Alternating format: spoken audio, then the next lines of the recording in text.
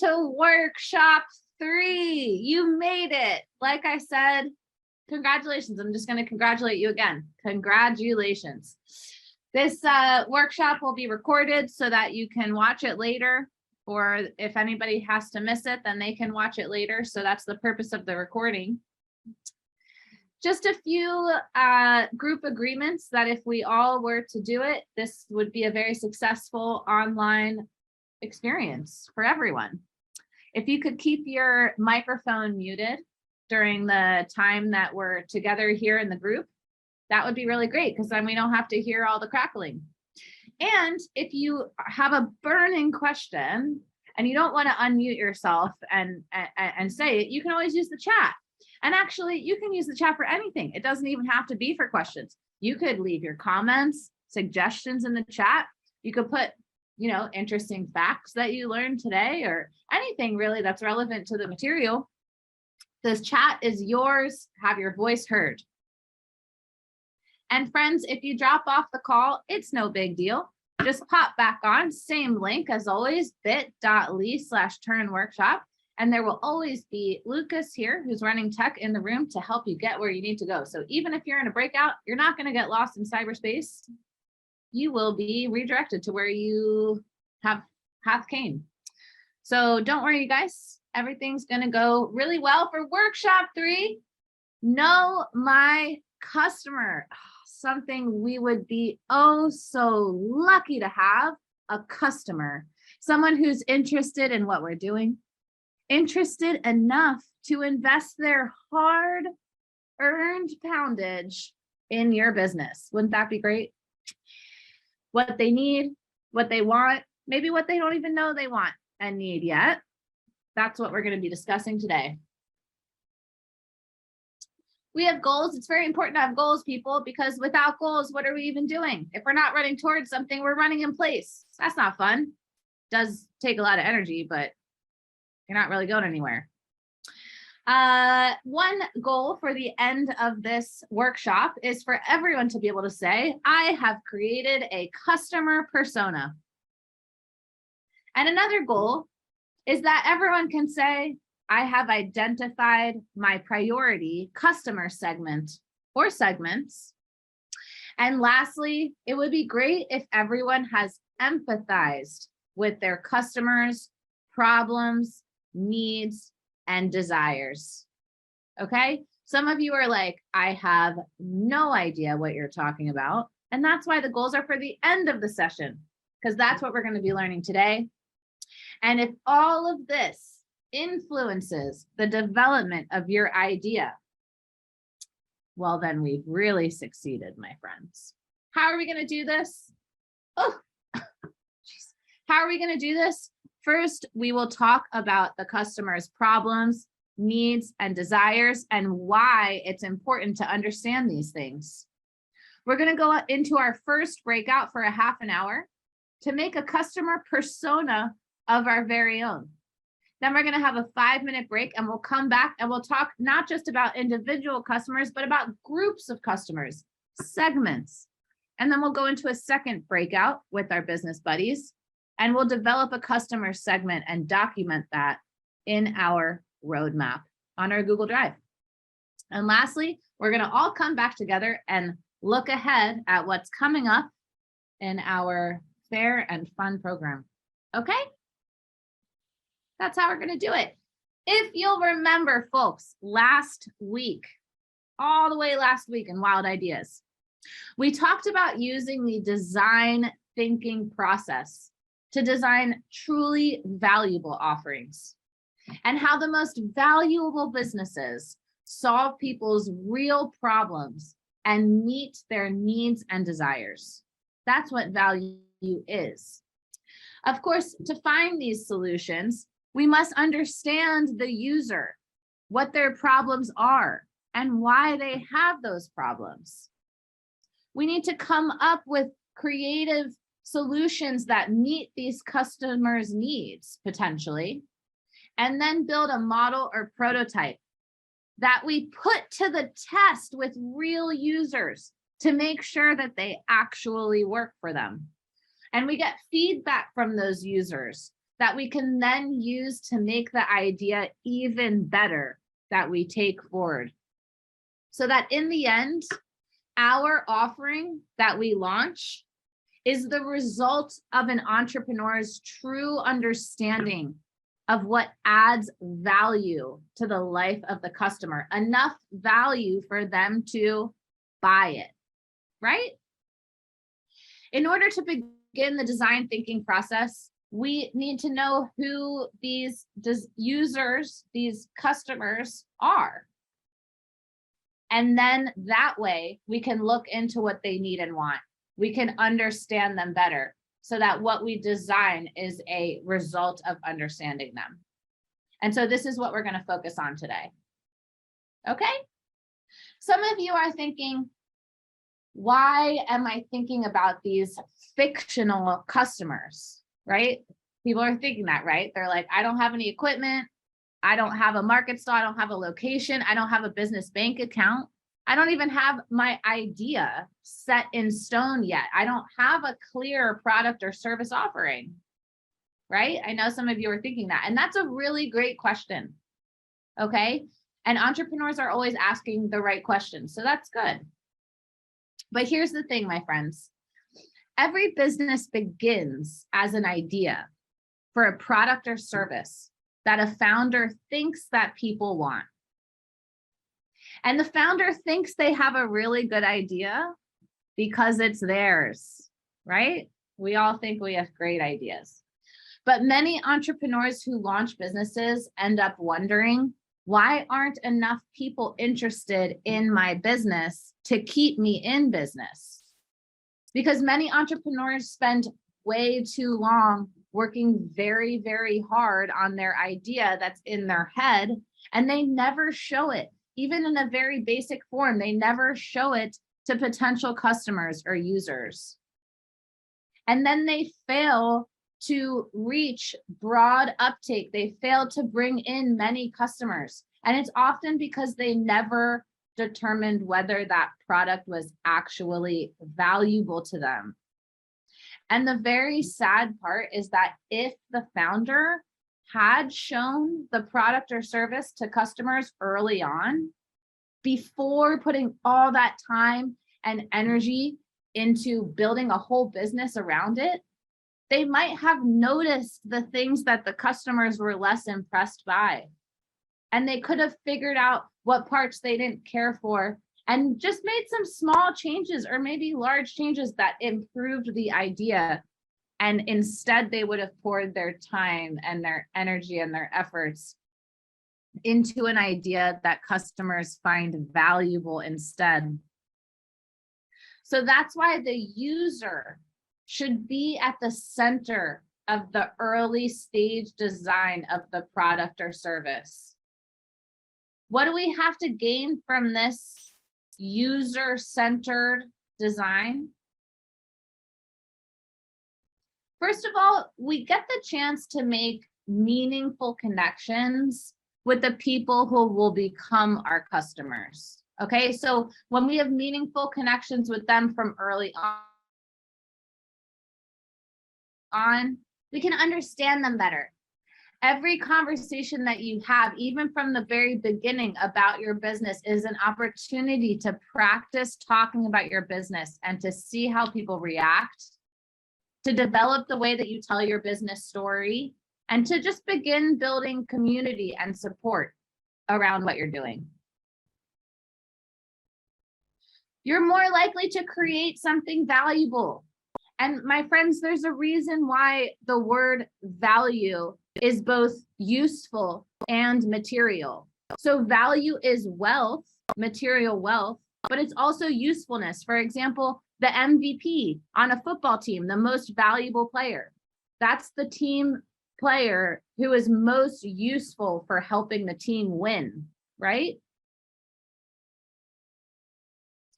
And then lastly, to reduce risk. So to be more safe in your business journey, let your customers guide you towards ideas that have a future and away from ideas that are going to waste your investment of time and money. Just let them guide you. have the faith. It's more safe. So who's going to be primarily using your business idea? Who are your potential customers? Customers could be consumers or clients. They could be service users, like, for example, people benefiting from your service if it's a charity or social enterprise. Maybe it's a business. Some of you may have customers that are actually quite similar to you.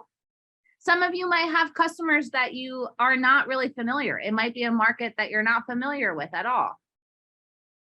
Either way, you need to spend time and energy figuring out what do you know about them and what do you not know about them. And friends, like I said, customers could be individuals, but sometimes they're groups of people. One example of a group of people is a business. So a B2B model, business to business model, where your users are businesses or individuals that represent businesses. Okay, so for example, the founder and director or the HR manager. These are people who work at the organizations who are taking care of the needs of all their employees. So they're looking for solutions for all their staff members. And it's very exciting when a company signs up to be your client because they represent so many people. And you only need to convince a few people that you're ready to provide them with a product or service that fulfills the needs and desires of their employees, and you get tons of business out of it. But just like any research, you guys, we aren't looking to prove what we already know. So any scientist out here in the room knows this.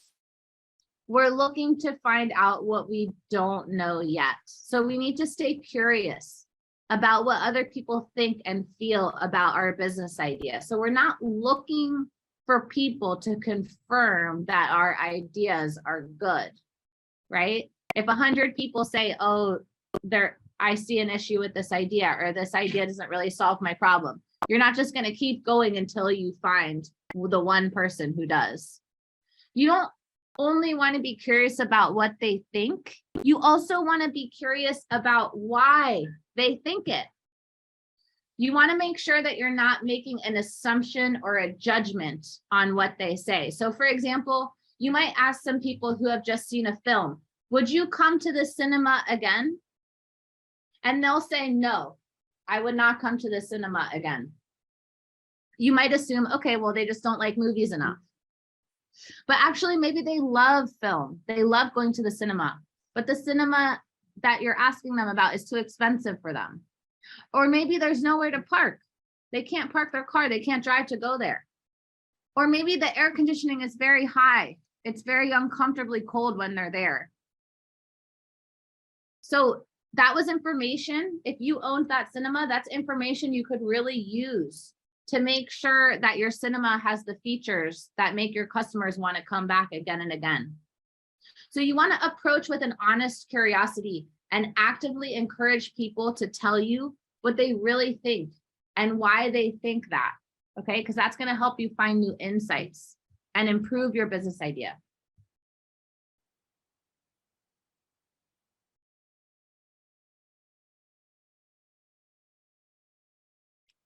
And friends, alongside curiosity, we also want to practice empathy.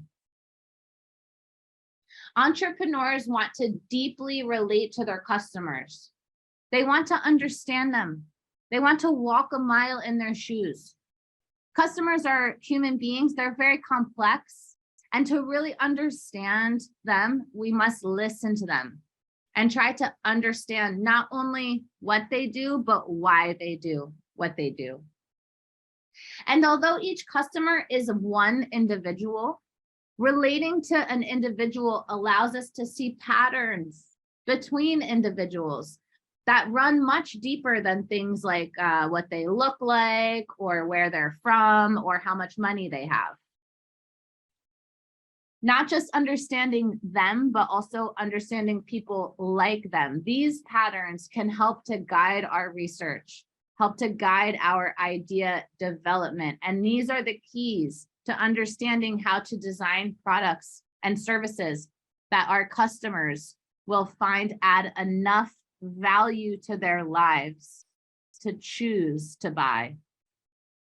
That's what we mean when we say knowing and understanding our customers and being ready to use this understanding to shape our offerings. So let's start at the very beginning, you guys. Let's identify our potential target customers. In a city of 9 million Londoners, a mega city, what an opportunity. You might think, great, I'm going to sell to everyone who walks by. What do you guys think of that? What do you think about selling to any of these 9 million people? Anyone and everyone.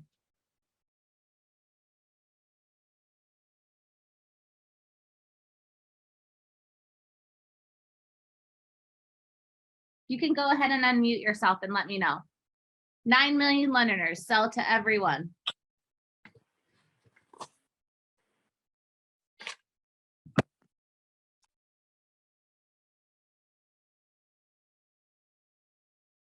Go ahead, you can unmute yourself. What do you think about that? You can unmute yourself and just let us know. I just wrote in the chat that you can't meet all 9 million people's needs because it's a diverse group of people with different needs per person. People have different needs, yeah. Very true. One person's need might be like the opposite of another person's needs. What else? Anybody else have an opinion? I guess we need like the target audience. We can't go for everybody. We need to focus on our target audience. Could be niche market, for example. Just, you know. And why is that? Because I think you can't please everybody. Even Amazon can't do this. So you should focus on like group of people, and then you can extend your market. Okay, even Amazon can't do that. Nice one. Okay, entrepreneurs want to find some people who will really care about what they have to offer, care enough to invest in you. And people care about vastly different things, okay? So sometimes less is more. You want to find smaller groups to focus on, figuring out what they need, figuring out where they go, and how we can best reach them. In a mega city, this can be split into thousands of customer segments, so it's very exciting. Let's start with an example. One of the most popular things in the world that most people love, a huge majority of this 9 million people love, and that's cake. This is Ruth. Ruth is a Londoner. She is hungry. She's feeling that sweet tooth. But Ruth is particular about how she spends her money, you guys. Ruth is a bleeding heart do-gooder. She wants the world to be a better place, her version of a better place. And she's very committed to supporting what she sees as a good cause. She votes with her pound, as they say. So where does Ruth go? Ruth chooses Luminary Bakery. Although there's endless bakeries out there, Ruth, when she needs a cake, chooses Luminary. It provides training, support, and employment to disadvantaged women in London. And one of Luminary's target customer segments are people like Ruth who will go out of their way to help social causes that they believe in, specifically people who believe that empowering women is a priority, and of course, want to eat cake. Now this is Adrian. Adrian's also hungry. He's also in London, and he also wants to eat cake, just like Ruth. But Adrian is also an influencer who wants to create great content for his Instagram followers. He wants to show everyone on his social media how cool and fun he is. Maybe he even uses his social media account to highlight cool small businesses. Maybe that's his way of helping the world. That's his strategy for what to do with his pounds and how to create his content on Instagram. So Adrian, of all the cakes, is choosing Tasty Molds. Tasty Molds creates visually appealing, interesting, colorful cakes, you know, really amazing feats of the imagination. This bakery meets Adrian's need for a sweet snack, but also his desire to have cool, bright, interesting photos that will beef up his Instagram. Let's dig into this a bit further with another example. Let's say there's this emerging peanut butter company, okay? It's called Nut Jobs. They're developing a peanut butter formula and a peanut butter brand. They're very early stage, just like you guys. And of course, one of the things they're trying to figure out is how to stand apart from other peanut butters. They need to stand out because there are approximately 180 gajillion brands of peanut butter in the world. How do customers choose which peanut butter to eat? How do businesses choose which peanut butters to put on their shelves to meet the customer demands? I'd love to hear from the crowd. How do you choose which peanut butter you buy?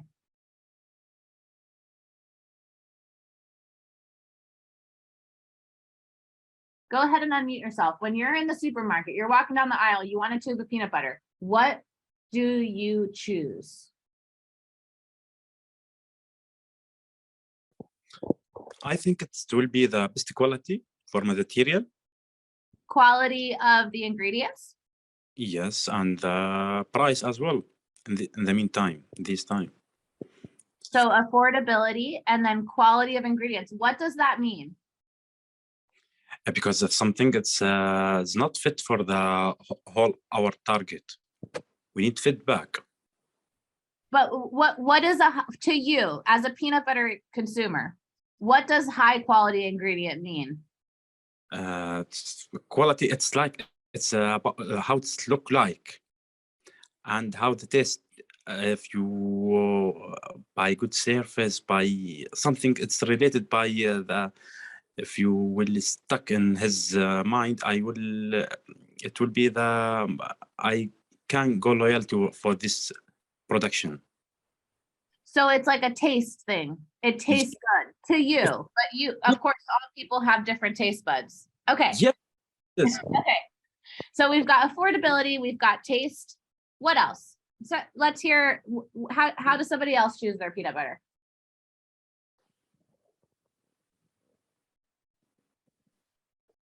No palm oil for me.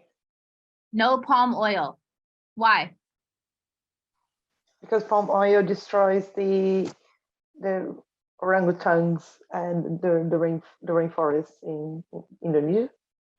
Oh my gosh. Okay. Wow. You're going to love this next part of the presentation. Okay, who else? How do you choose your peanut butters?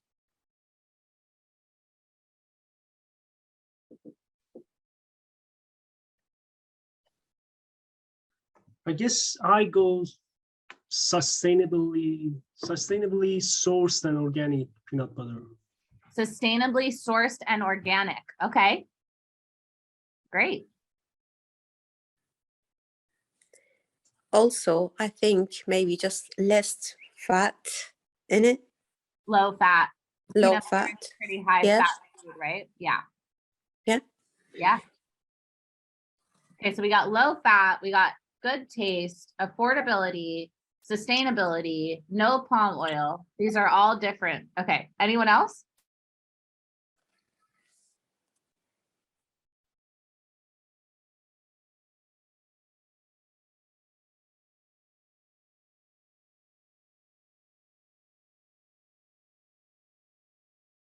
All right. And most brands, of course, do both chunky and smooth, right? So, you know, you could have an organic one that's chunky or smooth, or you could have a palm oil free one that's chunky or smooth, or you could have a low fat one that's chunky or smooth, of course. Okay, so Nut Jobs is designing their product offering just like you all are. They're thinking, okay, who will our customers be? And it's way too early for them to completely understand who their customer segments are because they don't even have a product yet. But they do know one thing for sure. Their customers are going to be peanut butter eaters, right? They're not going to be allergic to peanuts. They're not going to think peanut butter is gross, okay? It's going to be a peanut butter eater who buys peanut butter, right? So they start going around and they ask questions to a few peanut butter eaters that they know. Their 3 friends, Ellie, Fred, and Lucas, who all eat and thus buy peanut butter. And from asking them questions, they realized there was a difference between them, okay? Ellie and Lucas were both fans of your mainstream, typical peanut butter brands. They had been eating them since they were kids. They liked their peanut butter smooth and sugary, and they love Skippy and Sun Pat, etc. But Fred was different. He represented another type of peanut butter eater, a natural peanut butter eater. He only wanted to eat peanut butter if it was made from 100% pure peanuts without pesticides, additives, or preservatives. And most importantly, Fred wanted no palm oil. Fred would not eat peanut butter or any other product if it had palm oil in it. So, okay, Nutjobs now knows that there are customers like Fred, which your average mainstream peanut butter brand does nothing for. So now they know that peanut butter with no palm oil is a way to make themselves unique and differentiate themselves from other bigger brands. But Nutjob founders are very smart. So they didn't stop there. They made sure to get deeper insights to understand why Fred did not want to buy peanut butter with palm oil in it. It turns out that Fred had spent a lot of time traveling in Borneo and Sumatra during his gap year. Products like mainstream peanut butters had led to a massive rise in palm oil plantations there. And he knew that the condiments industry had made palm oil the most widely used vegetable oil in the world, surpassing even soy in terms of usage. And Fred saw palm oil as the main threat to the survival of orangutan populations of Borneo and Sumatra, which he had volunteered to protect. And Fred loves orangutans. He got to see so many up close. They were climbing on him. He loved it. And he said, enough is enough. I do not desire to hurt my favorite animals when I am just trying to eat a peanut butter sandwich. Nutjob thought to themselves, there are many people out there like Ellie and Lucas who like mainstream brands. And so maybe there are more consumers like Fred who care about orangutans or destruction of other natural habitats. My friends, Nutjobs is not real, but this is a very true story. There was a point when all mainstream brand peanut butters had palm oil in them. Like many products, there were so many brands, so many competitors, and it was very, very hard to get your peanut butter on the shelf to compete. But some people like these Nutjobs guys were smart. And through their research, they realized that Fred is not a random hippie. He's not a lone tree hugger. Fred might be a consumer trend. And they were right. There were more and more peanut butter eaters like Fred who had a problem with buying peanut butter that destroys precious ecosystems, but who had a need to eat peanut butter and a desire to buy peanut butter that align with their innermost values. And this trend is why new organic and cruelty-free products have become so popular and are competing with mainstream brands and now represent an enormous chunk of the economy. So a consumer trend is a collection of problems, a collection of needs, and trends can help us identify opportunities. Some companies, like Nutjobs, were able to get their peanut butter on the front of the shelf by positioning themselves as solving this problem, this need and desire for the segment of people like Fred who did not want to eat palm oil. Just a question, just off the top of your head, those of you who are thinking about it, what do you think your customers might care most about?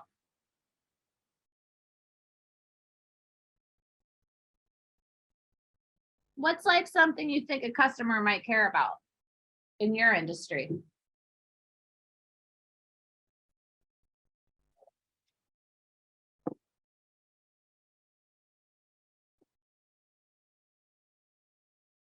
You can unmute yourself. Go ahead. What do you care about? What drives your consumption choices? When you're a customer, what do you think about when you look at something? Hi, I'm Neta. I think the customer look for the quality. Quality. Yeah, the quality and the shape of the product. If Yep. it's the packaging, I mean.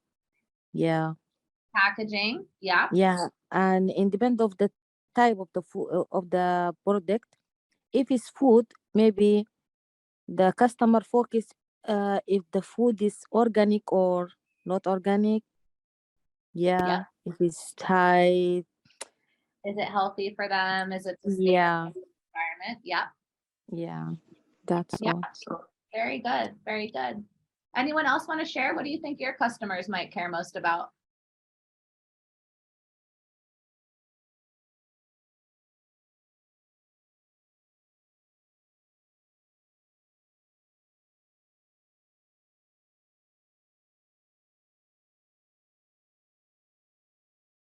Don't be shy.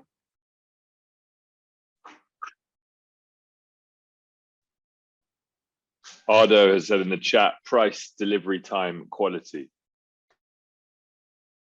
Price, affordability, but for some people it's luxury, right? Time, convenience, time, especially in London. How long is this going to take? Although quality, like Nada said, is a huge thing. There's this Nigerian food place in Petticoat Lane. Every time I go there for lunch, it takes like 30 minutes to get a lunch box because they're just like chilling and talking, chilling. But I still go there because it's so delicious.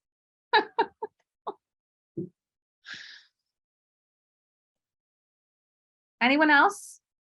Customer service. Customer service. People want to feel special, or they want to feel like someone's going to have their back if they have a problem. Enjoy the experience. Like your 30-minute wait, if it's an enjoyable wait, then why not? Exactly. It's an enjoyable wait. Mm. The experience, that's lovely as well. Okay. I'm going to give you guys a little framework. We can encompass all of these things. Very handy. When thinking about our target market, we want to take into consideration three main things. Which problems do these people deal with in their lives? We all have problems.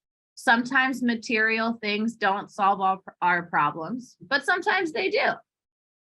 Here is someone who is having a problem, for example, trying to carry a few too many boxes. People have needs. We have a lot of needs. We have to get from point A to point B. We got to eat every day, 3 times a day. It's like, again, I'm hungry. Every time we need to get something done or accomplish something. We're very needy. And there's probably already a product or service out there trying to help us with many of our needs. For example, this person has to use the internet. They need the internet to get their work done or get their studying done. But of course, it's not just our needs that drive our consumption, because we also have desires for how we want to go about consuming things. Of course, we all need to wear clothing, for example, unless you live on a naturist colony somewhere. But if we're lucky, we get to choose what types of clothing we get to wear.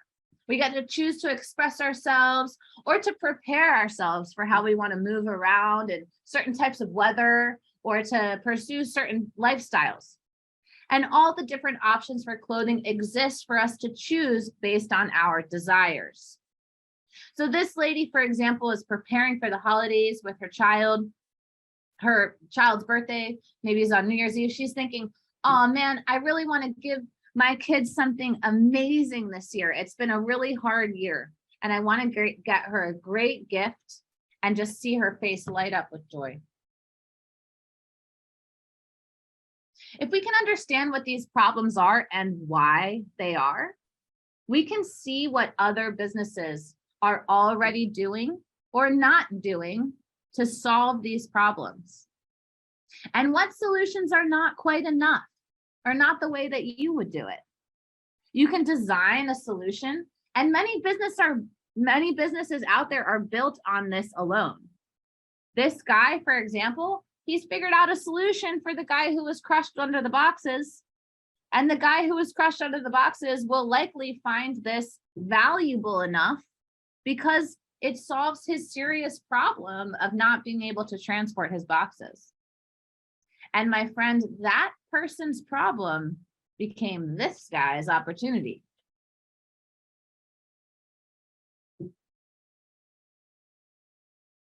Remember this person, like so many others who needed to access the internet to be able to work and to study? Originally, if you remember, we had the cafes with free Wi-Fi where you could bring a computer, or there were even internet cafes for people who didn't have laptops with computers inside of them. Remember cyber cafes? These solutions existed, but also, friends, don't forget that needs also change.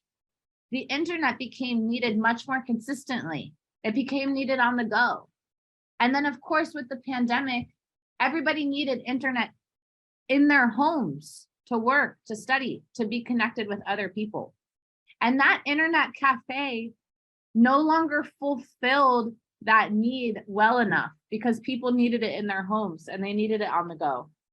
So there are other products that filled those gaps, such as Wi-Fi dongles, right? Like the ones we use at Turn. Understanding and sometimes anticipating new needs, maybe before people even know what the solution to their need is the foundation of many businesses. And sometimes, again, it's more about desires for how people want their needs met.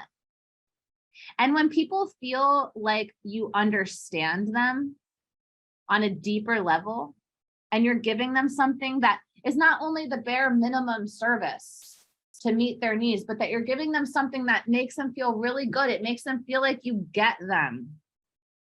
For example, this woman's kid loves a fluffy thing. This is a spectacular moment when she gives her child this gift. She's very excited to buy this thing and see the joy that it brings her child.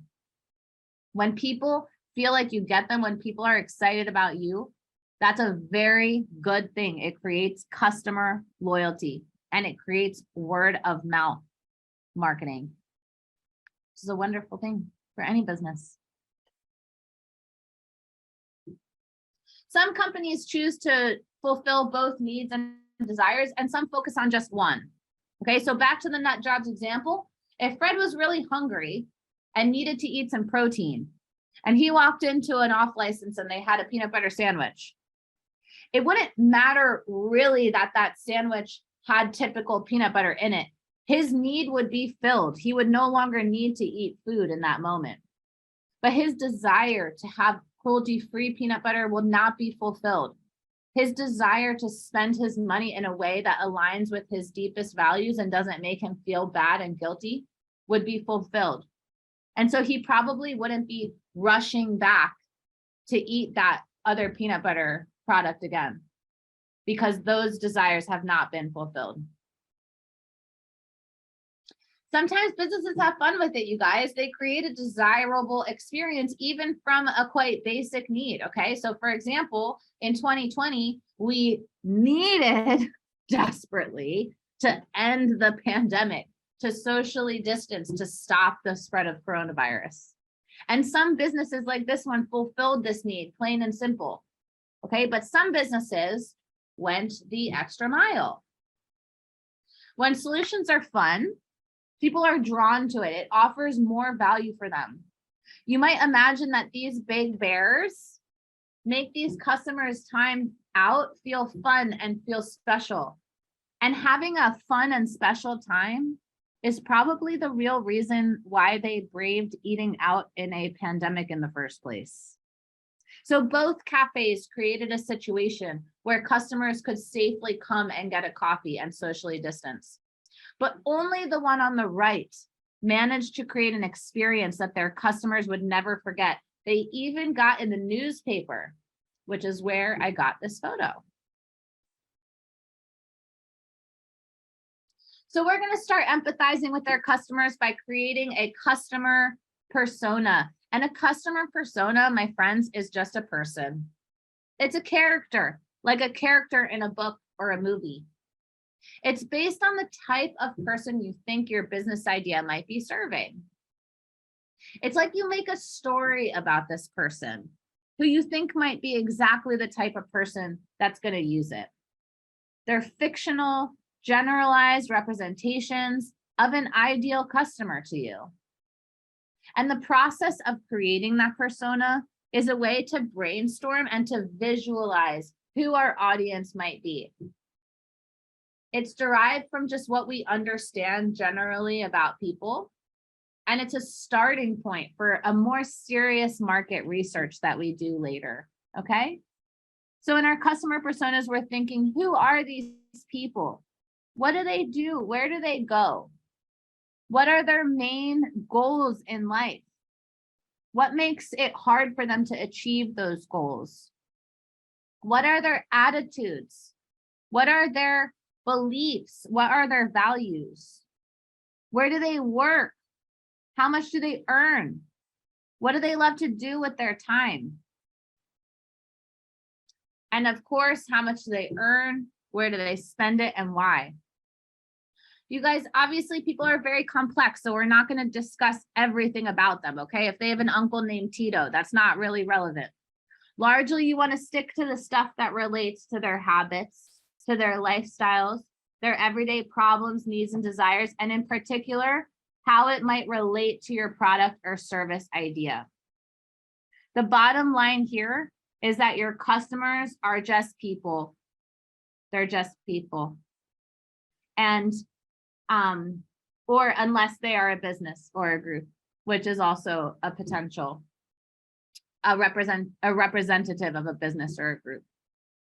Okay, so this is what is a new tool in your Google Drive. It's called the customer persona, and there's space for 3 personas, but we're just going to work on 1 for today.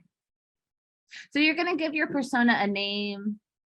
You're kind of going to describe this person. You're going to add some demographic information. So some of the basics, you know, their age, country of origin, their job, where they live. And then some of their lifestyle things, like what does a typical day look like from waking up until going to sleep? And really digging deep into, you know, how do they get around?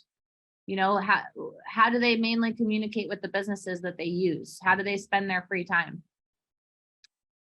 And of course, we're going to dig into their needs, desires, and problems, and how your idea is going to help those problems, right? And remember, we're going to empathize with this character, this fictional persona of who your potential customer might be. We're going to think about what makes them feel sad. Like when Fred eats a condiment that has palm oil in it, and he thinks about a orangutan's home burning to the ground. He feels sad. He feels guilty. He feels angry that this is being allowed to happen. And then what makes Fred feel happy and excited? Maybe when he meets someone like Priscilla, who also cares about palm oil. And then how is your idea going to help that person?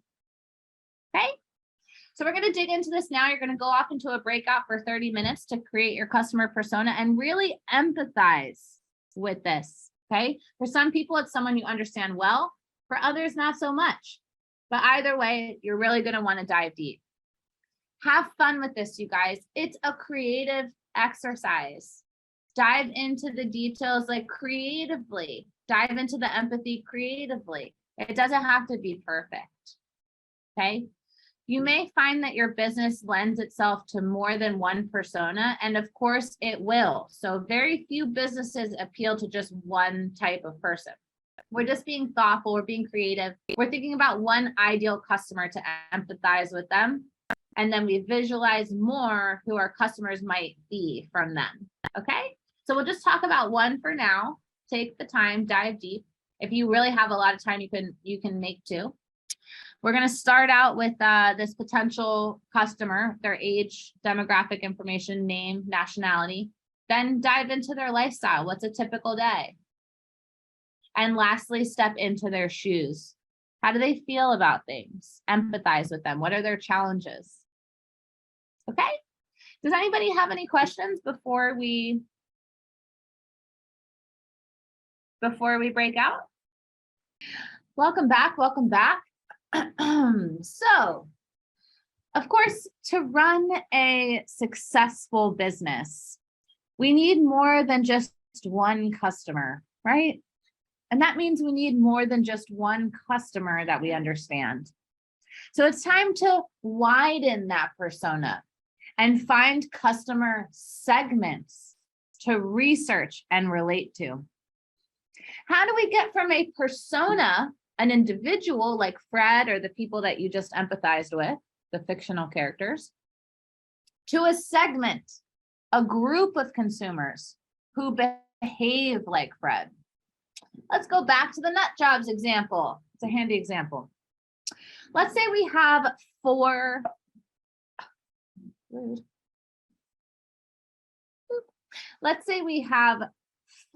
potential peanut butter consumers, 4 peanut butter eaters. We've got Fred, Michelle, Carly, and Muna.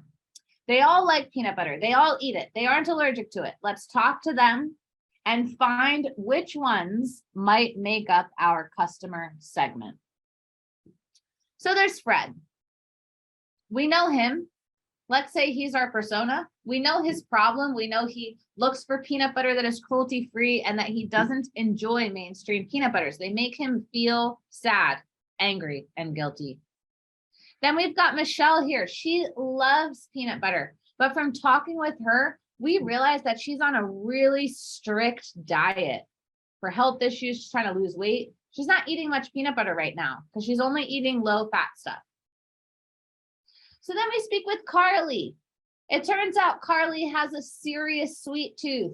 When she thinks about peanut butter, she wants that super sweet peanut butter of her youth. Muna, though, Muna down here, she grew up absolutely worshiping Jane Goodall, the famed ape scientist. She loves apes. She loves orangutans. And even though Muna might not even know yet that palm oil destroys ape habitats, probably does, she's a peanut butter lover and an ape lover. And that makes her similar to Fred. So both Fred and Muna might represent members of a customer segment that the founders of NutJob will want to research further. A group of people may have a lot of things in common, but what we're looking for is similar problems, needs, and desires. They don't necessarily have to have so many things in common on the surface, like Fred and Muna actually might be very different people, but the product can appeal to both of them because they share the problems, needs, and desires. So we segment people and separate them based on these things. For example, maybe all these people can't drink caffeine. Maybe all of these people celebrate Ramadan in the spring. Maybe all these people are living on a very strict budget. And maybe all these people have more than a 1-hour commute to work every day. Once you find a cluster that has the same problems, needs, or desires, who might be a customer segment, you can then research them. And you use the knowledge you acquire to offer them solutions and reach them more effectively. One persona could lead to multiple customer segments or just one? Once we truly understand the patterns of problems, needs, and desires in groups of people, not only the patterns, but why those patterns exist, we can identify our customer segments to research extensively. And with those in mind, founders can craft a story and a brand that speaks to those people and include certain features or a distribution fulfillment model that reaches those customer segments and makes those customers feel seen.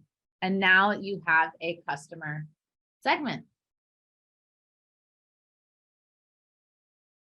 Understanding your customer segments then should impact your business idea design. So NutJobs, like we said, they did this in their very early research. And from there, they decided to develop an organic 100% palm-free product. But they didn't stop there because they understood why their customers chose palm oil free. They built in another feature to their product, which was that 10% of all proceeds go to saving orangutan habitats.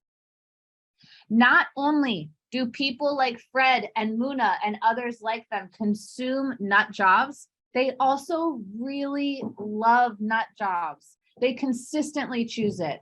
They pay more for it. And they even promote the brand. They tell their friends to buy it. NutJobs did it right, and they used their customer research to affect how they designed their product. And now they are set up for success with brand loyalty, word of mouth marketing, and a product that is unique enough and loved by customers enough to compete, even in an extremely saturated industry like the peanut butter industry. So now we're going to use our roadmap, which is in our Google Drive. So in your Google Drive, you have your roadmap. Most of you used this last week during Wild Ideas, and we will document our customer segments. So in the table of contents, you can see the customers section here. Looks like this. And there you can document one customer segment that you derive from your persona, and then what their needs are, what their desires are, and what their problems are, and how your idea might help them to overcome these.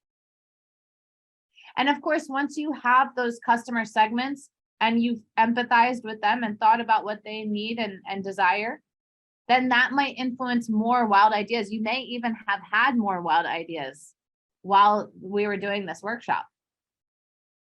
So it will definitely impact. So you can go back to your wild ideas section and you can update, add ideas, update your chosen ideas. You can do this now or you can do it later. So that's what we're going to do now. We're going to go out for 25 minutes. Actually, my friends, I'm sorry, we're going to go out for 20 minutes because we have to come back and I don't want to keep you too late. Define your customer segment. Define at least 2 needs or problems and how you're going to solve them. Define at least 2 desires you think this segment has. And think about, discuss with your business buddy how your customer research will affect your business idea. Okay, any questions before we break out? You're doing your customer segmentation work on your own as well. So you are going to continue to create personas and segments and do extensive research in books, on computers, in databases, but also with the people themselves, the customers themselves, with a curious and empathetic mindset. And in this period, it's very important that you free yourself from assuming things or making any generalizations. For example, if NutJobs had found out that Fred did not like palm oil, they could have just assumed that he did not like the taste. And then they might have spent tons of money and time and energy on figuring out how to cover up the taste of palm oil or finding other ingredients to palm oil, but they're not also not cruelty free, or they also hurt Fred's favorite animals' ecosystems. And they would have failed at actually meeting Fred's desires and the desires of others like Muna in his customer segment. So maybe your segments are similar to you. Maybe they're very different from you, but either way, there are things that you don't know about them, because there are even things you don't know about yourself. Am I right? Go into your research always asking, what don't I understand? What is the hidden truth here? There's a lot of different ways to research. You're going to want to try to find reliable research, and that means being careful about your methods, okay? So your own personal research always beats assumptions and trends and best practices, because there's always more to understand and things are often changing. So while you want to research best practices and trends in your industry, you also want to do your own. The most commonly used tool is the survey, one of the most commonly used tools there are. Surveys are basically a fancy word for a collection of questions. And you can do them online, you can do them on paper. Some of them are open-ended, like, what could we have done to improve your experience? And let people fill in. Or sometimes they're specific, like, how likely are you to use this product again on a scale of 1 to 10? Or would you use this, yes or no? These can be online, they can be on paper during your test event, which we'll talk about in a moment. They're easy, inexpensive, and you can collect a lot of data from them. Then there's focus groups. Focus groups are a carefully selected group of people who fit a company's target market or segment. And a trained moderator leads a conversation about the product to gain deeper insights, to understand more. Focus groups can be really amazing, but they need to be done very carefully and by a professional. Because as I'm sure you know, when you get a bunch of people in a group, then they stop really having unique opinions, right? They start doing weird group things and saying or doing certain things because they're in a group. So you need a very careful moderator who understands these group dynamics to lead your focus group. There's interviews. Interview, a fancy word for a conversation. You could have one-to-one conversations with members of your current market. By speaking directly with customers, you can follow insightful threads that produce aha moments. So if they say something interesting, you can be like, what do you mean? Or tell me more about that. And then you get more deeper insights. And lastly, observation. Fly on the wall observation of target or potential customers interacting with your product or service, or interacting with your competitors. So seeing people interact with your offering in a natural setting without influencing each other or without being asked to answer where there's other things that might influence their answer. The only downside with observation, of course, is you can't get inside their heads unless you have one of those fabulous new mind reader machines that are, just kidding. So observation is no replacement for customer surveys and interviews, but it is very helpful. Friends, a great time to speak with people is during your test, because you'll have the opportunity to speak to real users and potential customers. And you can use that data and information that you gather to continue improving your idea. And speaking of the test, we're so excited to say that we have booked our test venue. It's the Trampery. You may have no idea yet what idea you will take to prototype, to build a model, and to test. But we wanted to let you know that the events are now booked. The Trampery is in Old Street. It's a really cool co-working space. This is a picture of the very ballroom where the tests will take place. And remember, friends, this is not a test like an exam or a quiz. It's your chance to show a model or prototype of your idea for people to test so that they can give you feedback. new ideas and insights that you will then use to refine your idea to make sure that it's truly valuable and interesting. So the test events will be both Thursday, the 7th of July, and Friday, the 8th of July. You will not do both. You will choose one that you and your business buddy can both do. Please think about which date is better for you and tell your coach as soon as possible which day works for you and your business buddy. You can use your WhatsApp groups to ask. Looking ahead, folks, what's coming up? We've got a few to-dos. We're going to suggest some. You've got some of your own, I'm sure. Same bat time, same bat place, workshop 4. Wow, friends, we are already 1/3 of the way through the program. And we've got a Cobra skills training. I'm going to tell you a bit more about that. That's going to help you with your market research and coaching session 2, which you will hear from your coach soon to schedule. Planning to-dos, again, if you don't know where you're going, what are you even doing? Just running in place. You can go into your journey journals, into the to-do list and week 3 calendar area in the back, towards the back, and plan your to-dos. What are you going to do? What are you going to do it by? We have a few suggestions for you. You could continue making customer personas and doing customer research on your segments. We had an amazing DigiSkills session last week about advanced Google searching and how to document your research. Maybe you could go and watch the recording of the DigiSkills 2 session if you weren't able to make it. And we were also thinking you might want to get prepared for next week. Start thinking about who your competitors are. Start doing a bit of competitor research. You could do it on social media, on Google. Look for other people doing the same thing that you're doing. You don't have to call them a competitor. You can call them a role model or an industry peer. You can call them a friend. You can call them those dudes over there. Whatever you want to call them, look for people who are doing what you're doing too. Friends, today you will have received an email about becoming a member of the Small Business Research and Enterprise Center, the SBREC. This is the City of London's startup support library. It's really awesome. You want to become a member because next week, Thursday, June 9th, from 1 o'clock to 2 o'clock p.m. online on Zoom, the librarian from SBREC, Esther, is going to come and teach us how to use this fabulous tool that is an amazing resource just for people in the UK. It's called Cobra, the Complete Business Reference Advisor. And it's a way to do market research and industry research on all of the industries in the UK.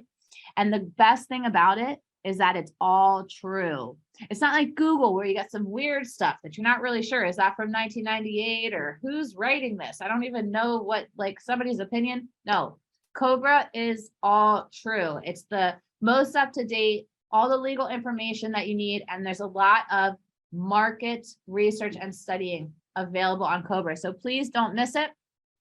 You need to become a member, which is what that email is today, in order to access Cobra from your very own computer. It's amazing. It's like you can have the world, all the country's business information available just in one click on your computer. You just need to become a member. It's free. It takes less than 5 minutes. Do it before next Thursday. And we'll see you then next Thursday, June 9th, 1 p.m. online. Same place as always. Of course, we've got workshop 4. That's next week. Know my competitors. Wednesday, June 8th, same time, same place on Zoom. It's online. We're going to talk about who's doing what you do, how you're going to do it better, and stand out from your competitors. Friends, thank you so much for the extra 6 minutes of your life. I would love for you to take another minute. Give me more of your time.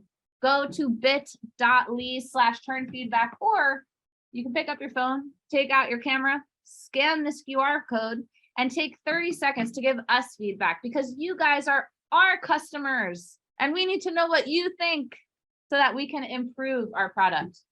So have your voice heard, give us your feedback, let us know what you thought. I want to hear at least from one person, oh my gosh, you took 6 minutes of my life. I hope you have a wonderful day, you guys. Thank you so much. Bye.